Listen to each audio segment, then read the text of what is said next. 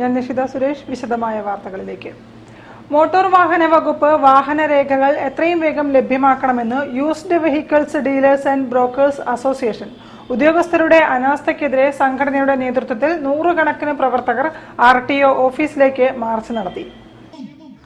Motor വാഹന വകുപ്പിന്റെ സേവനങ്ങളിൽ ഉദ്യോഗസ്ഥരുടെ കെടുകാര്യസ്ഥതയ്ക്കെതിരെ Kerala state used vehicles dealers and brokers അസോസിയേഷന്റെ നേതൃത്വത്തിൽ ജില്ലയിലെ 1000-ഓളം പ്രവർത്തകർ RTO ഓഫീസ് മാർച്ചും ധർണയും നടത്തി.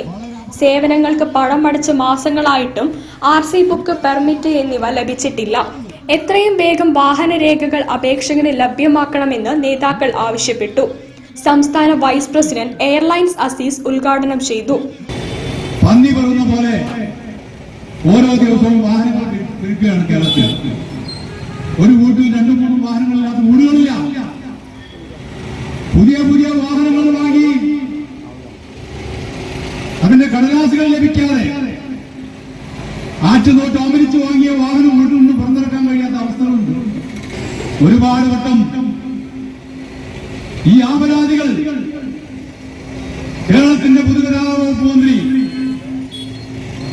സംസാരിച്ചതാണ്. ട്രാൻസ്പോർട്ട് ഉദ്യോഗസ്ഥന്മാരോട് സംസാരിച്ചതാണ്. ഒട്ടേറെ ആളുകൾക്ക്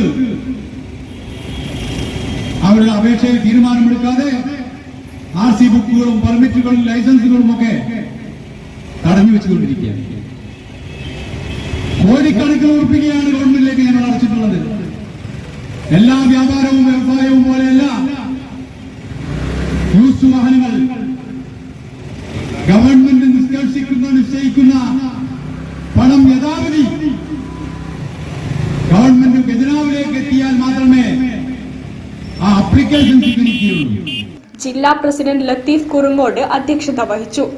ജില്ലാ സെക്രട്ടറി അബ്ദുള്ള വടകര, സത്താർ കാർസൂഖ്, ചെമ്പായി അഹമ്മദ് കുട്ടി, ചന്ദ്രൻ തുണ്ടിയിൽ, KK സലാം, TP അബ്ദുൽ സലാം, അസീസ് നരിക്കുനി തുടങ്ങിയവർ സംസാരിച്ചു.